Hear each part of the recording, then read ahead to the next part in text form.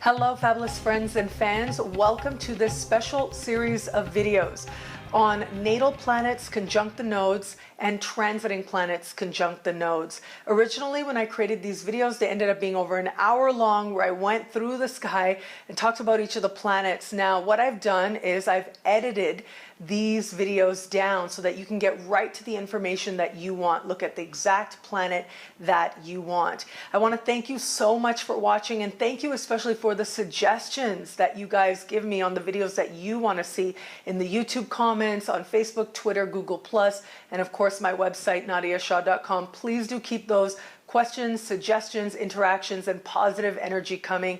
It really does mean so much to me. And if you like these videos, please share them. And of course, let me know online. Enjoy. Sun conjunct the South Node. Sun conjunct the South Node, I found can be particularly draining because the Sun is essentially, it's the regal principle, okay? It's the king principle or the queen principle in the chart. It's where you sort of find yourself, your center, where you know that you deserve to shine and be seen.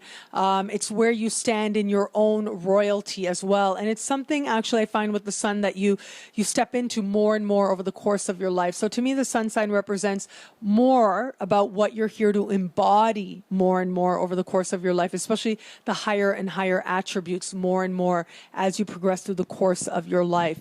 And the Sun conjunct the South Node can make that particular evolutionary understanding or process sort of kick in the later part of life. In the early part of life, it can be very attention-seeking, or we tend to attract people who are very attention-seeking. So we find that there are people around us who are, in some ways, they can be overbearing. They might think that they're the queen or the king. They might want to try to be the boss.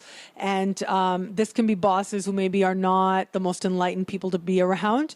And so in the early life, there may be that tendency to attract people. Now, I know that bosses are covered. When we look at bosses as authority figures, yes, that's Saturn.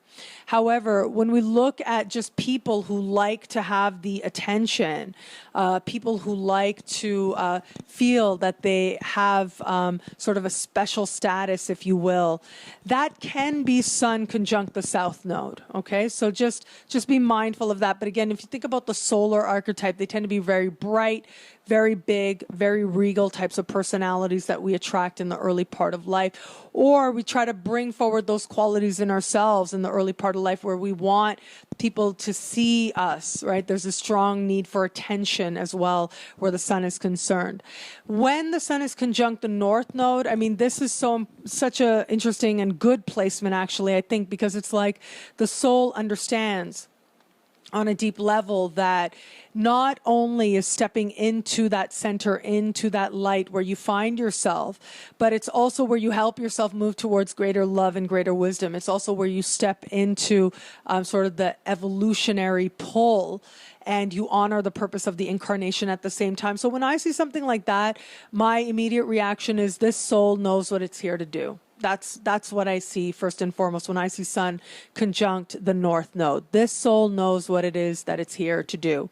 And the sign placement will tell you volumes about that as well. So for example, if the Sun is in Sag conjunct a Sag North Node, I mean, that's really about understanding what is true for you, like sort of a philosophical truth, if you will.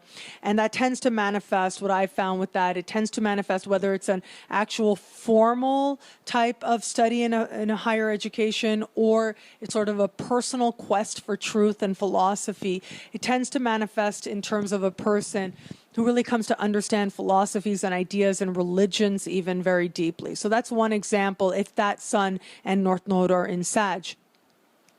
The type of people you'll attract will likely be male, and will likely be, and again, when I say male, I mean strong masculine energy, okay?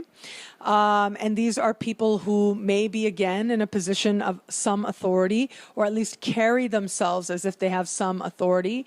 And these tend to be people who want to help you to shine your light. So they will see something within you that is worthy of shining and being seen, and will encourage you to actually step into that light yourself as part of moving yourself towards towards greater love and greater wisdom. And a lot of times people don't realize that's what they're doing, but planets conjunct the North Node are sort of archetypal people who carry karmic blessings for you.